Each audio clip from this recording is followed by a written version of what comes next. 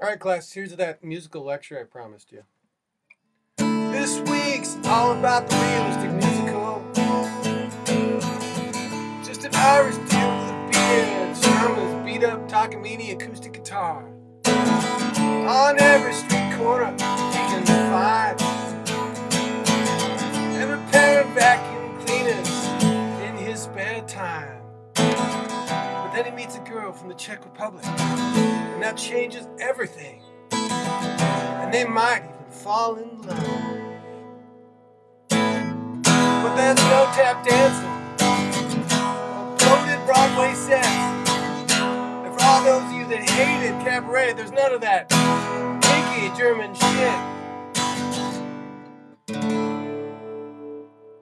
So this week's topic is the realistic modern musical.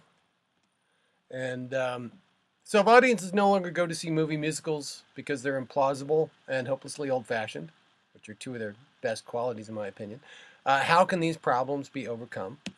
One is you can weave the performances into the realistic fabric of the film, make the characters musicians or performers, and as we've seen before, was already a common technique in musicals. Okay, you just have to increase the plausibility quotient, make it fit with people's real lives.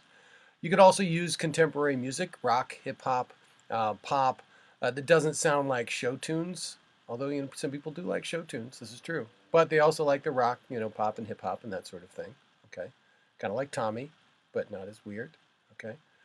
Also utilize music video and rock doc aesthetics, so that it's kind of, once again, woven into the way that we see music and the way we experience it. So examples are Moulin Rouge, Dreamgirls, which I hated, Across the Universe, which I haven't seen, Trapped in the Closet, which is just genius once, and of course the TV show Glee, which I watched for a while until I just became hopelessly annoyed. But people love that, so that's cool. I like that it makes musicals more popular because of that. So I'll take the trickle down.